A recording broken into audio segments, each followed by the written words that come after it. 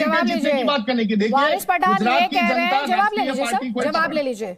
BJP आपका agenda और manifesto decide करती है, आपका भी जवाब, और इसके बाद पहले वारिस पठान आप, उसके बाद श्रद्धा राजपूत आपका जवाब, और फिर मैं दीक्षित सोनी का कमेंट लूंगी। जल्दी जल्दी प्लीज। 27 साल से मुझे ऐसा लग रहा है बीजेपी कांग्रेस का एजेंडा सेट कर रही थी क्या गुजरात में?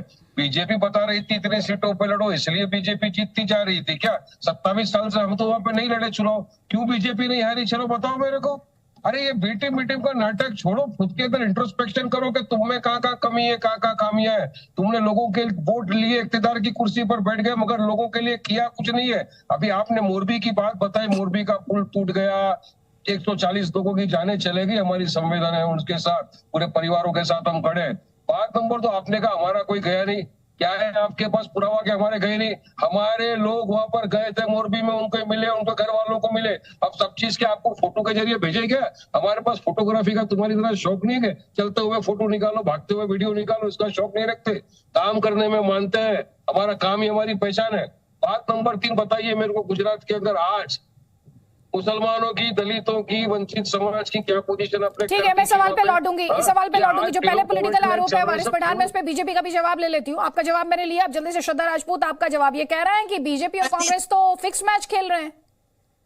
मैं आपको बताती हूँ अदिति जी, फिक्स मैच कौन कर रहा है। यहाँ की एक विधानसभा है, बापूनगर विधानसभा, उसके ऊपर जो पठान जी के कैंडिडेट उन्होंने रखे थे, शाहनवाज पठान, उन्होंने नामांकन अभी वापस ले लिया। पूरा जो फेवर है वो कांग्रेस के कैंडिडेट हिम्मत सिंह पटेल को किया है। आप बता दीजिए कि कांग्रेस और एआईएम क्या कर रही है, किसकी ए और बी टीम है? कांग्रेस के कैंडिडेट को सपोर्ट पठान जी के कैंडिडेट करते हुए उन्होंने नामांकन वापस ले लिया। जनता जनार्दन को जी के माध्यम से ये जानना चाहिए कि ये क्यों किया है। मुद्दों की राजनीति पहले छोड़िए, ये देखिए आपस में A+B+C ये सभी कर रहे हैं लोग, पहले ये जानना जरूरी है। ठीक है, जवाब ले लीजिए वारिस पठान। अब यहाँ तो और भी कंफ्यूजन है, आप बीजेपी की सी टीम है या आप कांग्रेस की बी टीम है, यहाँ तो कौन किसकी बी टीम है और कौन सी खुद ए टीम है, बहुत ही कंफ्यूजन की स्थिति है। बिल्कुल कंफ्यूजन है आदित्य जी, इस कंफ्यूजन को अपन खत्म कर देते हैं। मेरा एक सुझाव है, एक सोल्यूशन है, मैं बताना चाहता हूँ। आप एक काम करिए आदित्य जी, आप एक कॉन्क्लेव रख लीजिए इन लोगों का, उसमें आप भाजपा के मंत्री को बुला लीजिए, कांग्रेस के बड़े मंत्री को बुला लीजिए, आम आदमी पार्टी वाले को बुला दीजिए, और तीनों एक बार वहां पर बैठ कर डिसाइड कर ले कि हम किसकी बेटी में, वो बता दो, उसके बाद में हम लोग आगे सबको जवाब दे देंगे। आप खुद को किसकी बी टीम मानते हैं? चलिए मैं इनसे बाद में पूछूंगी, पहले आप ही से पूछ लेती हूँ। अरे हम तो आवाम के लिए काम करते हैं आदित्य जी, आवाम के लोगों के लिए। नहीं, आपको किसकी बी टीम कहलवाना बेहतर फील होगा, कांग्रेस की बी टीम या बीजेपी की बी टीम? हम कोई की भी टीम नहीं है, आवाम की टीम है बस। हम तो आवाम की तरफ से खेल रहे हैं। जिस आवाम को इतने बरसों से लूटा गया, जिसका कभी आगे बढ़ाया नहीं, उनका शोषण किया गया, कभी आगे बढ़ने दिए नहीं गए, उनको जाके एम्पावरमेंट करने की बात करते हैं। हम चाहते हैं कि उन्हीं में से नेता बने, लीडर बने, जाए। नहीं, आप जो खेलने की बात कह रहे हैं ना, वही तो आपके ओपोनेंट कहते हैं आप खेल रहे हैं, लेकिन आप किसी और टीम के लिए खेल रहे हैं, यही तो आप पर आरोप लगता है। चलिए जवाब लीजिए, एक जवाब ले लीजिए निशांत रावल का, उसके बाद दीक्षित सोनी प्लीज। निशांत रावल, ये किसकी बी टीम है? यहाँ तो बीजेपी कह रही है एआईएम आपकी बी टीम है। एग्जाम्पल दो, यूपी में अभी हाल ही में चुनाव हुआ, उसमें समाजवादी पार्टी की आप इलेक्शन कमीशन की वेबसाइट चेक कर लीजिए, 86 सीट समाजवादी पार्टी ऐसे हारी है जहां जहां पे भी मुस्लिम वोट्स थे या दलितों के वोट थे, वो डिस्ट्रीब्यूट होके एमआईएम में गए हैं। जहां पे समाजवादी पार्टी का उम्मीदवार 3000 5000 के मार्जिन से हारा है, वहां पे ओवैसी साहब 7000 8000 वोट लेके गए। यानी एक पूरी विधानसभा जीतने की उनकी ताकत नहीं गुजरात में, नहीं यूपी में, नहीं मुझे लगता है कि यहाँ पे भारत देश में कोई राज्य में उनकी ऐसा संगठन है कि वहां पे पूरी विधानसभा जीत सकते हैं। उनको बहुत क्लियरली पता है कि बीजेपी ने जो उनको प्लान सेट करके दिया है, वो प्लान के हिसाब से कहीं ना कहीं दूसरी पार्टियों के वोट शेयर को डिस्टर्ब कैसे किया जाए। और जहां पे स्मॉल मार्जिन से कांग्रेस का उम्मीदवार लास्ट विधानसभा में हारा था, पर्टिकुलरली वैसी सीटों को उनका सवाल ये था कि आपकी पार्टी के चुनाव कैंडिडेट के फेवर में एआईएम ने कैंडिडेट क्यों विड्रॉ कर लिया, ये सवाल पूछ रहे थे। नहीं अदिति जी, बहुत सारी 7 विधानसभा गुजरात में, जी 7 विधानसभा गुजरात में ऐसी है जहां पे बीजेपी का ही एमएलए बीजेपी के नए उम्मीदवार को हराने के लिए अपक्ष में से खड़ा है, और बहुत सारे भारतीय जनता पार्टी के एक्स एमएलए ने कांग्रेस को सपोर्ट डिक्लेयर किया है दीदी जी। तो उसका मतलब ये हो गया क्या कि वो कांग्रेस की विचारधारा से जुड़ गए? कांग्रेस की विचारधारा से जुड़ना है तो प्रजालक्षी काम करना पड़ेगा, आंदोलन करना पड़ेगा, जवाब ले लीजिए, बीजेपी से जवाब ले लीजिए। श्रद्धा राजपूत। मुझे अदिति जी, मैं डंके की चोट पे कहती हूँ कि बापूनगर विधानसभा से एआईएमआई के प्रत्याशी ने नामांकन वापस लेके वहां के कांग्रेस के एमएलए को ओपन सपोर्ट हिम्मत सिंह पटेल को किया है। पठान जी ने वहां से अपना, शाहनवाज पठान नाम है उनका, उन्होंने नामांकन वापस लिया है। मुझे ये बताइए कि ये दोनों से मैं पूछना चाहती हूँ कि ये कौन पूरी जनता को क्या समझते हैं, क्यों अपने कैंडिडेट उनके लड़ नहीं सकते तो ऐसे कैंडिडेट क्यों खड़े रखते हैं कि जो नामांकन एन मौके पर वापस ले ले? और इस तरह से एक दूसरे की, मैं तो कांग्रेस को बोलती हूँ, इन्होंने तो हमेशा मुस्लिमों को सिर्फ वोट बैंक समझे, अपमान किया है मुस्लिम भाइयों और बहनों का। ठीक है, आप कह रहे हैं कि मुस्लिम्स को वोट बैंक की तरह ट्रीट किया है कांग्रेस पार्टी ने, यही बात असदुद्दीन ओवैसी भी कह रहे हैं, यही बात बीजेपी भी कह रही है। कुछ और पॉलिटिकल रिएक्शन सुनिए।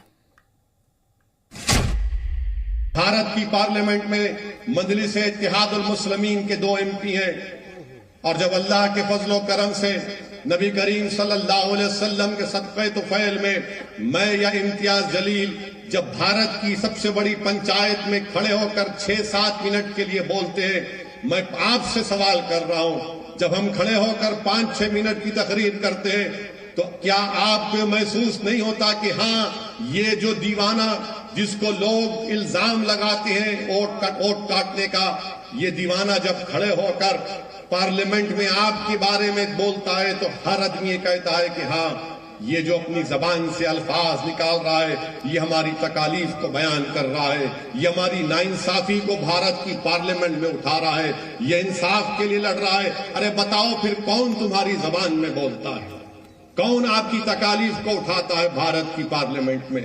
बाबरी मस्जिद का मसला आया तो ओवैसी बोलेगा, CAA का कानून आया तो ओवैसी बिल को फाड़ेगा, ट्रिपल तलाक का मसला आया तो ओवैसी बोलेगा, NRC का मसला आया तो ओवैसी बोलेगा, बिल्किस का मसला आया तो ओवैसी बोलेगा, खेडिया में बच्चों को रोड पर लाकर सरेआम उनकी बेइज्जती करके पीटा जाता है तो ओवैसी बोलेगा, बीजेपी और मोदी के खिलाफ अगर कोई खुलकर बोलेगा तो मोदी बोलेगा। मेरे अजीज दोस्तों और बुजुर्गों, सुनो मेरी इस बात को, जब सब खामोश बैठते हैं हम पुकार पुकार कर लड़ते हैं। UAPA का कानून बीजेपी अमित शाह ने लाया तो हमने उसकी मुखालिफत की, सब साथ दे रहे थे। तो मेरी जमालपुर की आवाम से, गुजरात की जनता से अपील है कि जो खामोश रहते हैं उनका साथ मत दीजिए, जो आपके लिए लड़ते हैं पुकारते हैं उनका साथ दीजिए, क्योंकि ये कांग्रेस पार्टी और वो छोटा रिचार्ज ये समझते हैं कि हम खामोश रहेंगे तब भी आप उनको वोट देंगे, क्योंकि वो जानते हैं कि भाजपा के डर से आप उनको वोट देंगे। याद रखिए, अगर आप आपके लड़ने वालों का साथ नहीं देंगे और जो खामोश रहेंगे उनका साथ देंगे तो कहीं खुदा ना खास्ता वो हमेशा के लिए आपको खामोश ना कर दे। दीक्षित सोनी एडिटर जी गुजरात के, वो भी हमारे साथ है। दीक्षित सोनी, वो एक वायरल वीडियो है जिस पर आप और हम सभी देख रहे हैं कि कैसे वार पलटवार हो रहा है। हालांकि जो सफाई दी जा रही है उस वीडियो को लेकर वो कहा जा रहा है पुराना वीडियो है। एक बार ये वीडियो अपने दर्शकों को दिखा देते हैं और फिर उसके बाद ये कैसे जिस एम फैक्टर की हम बात कर रहे हैं और उस एम फैक्टर को लेकर जो पॉलिटिकल खींचतान है उस पर डिटेल में मैं आपसे समझूंगी। पहले वो वायरल वीडियो हमारे दर्शकों को दिखाएं। मात्रा बचाई सके तो मुस्लिम पार्टी बचाई सके, તમારી રખેવાળી કરે છે, તમારી રક્ષા કરે છે, અને માત્ર બચાવી શકે તો મુસ્લિમ પાર્ટી બચાવી શકે છે, તમારી રખેવાળી કરે છે, તમારી રક્ષા કરે છે, અને માત્ર બચાવી શકે તો મુસ્લિમ પાર્ટી બચાવી શકે છે, તમારી રખેવાળી કરે છે, તમારી રક્ષા કરે છે।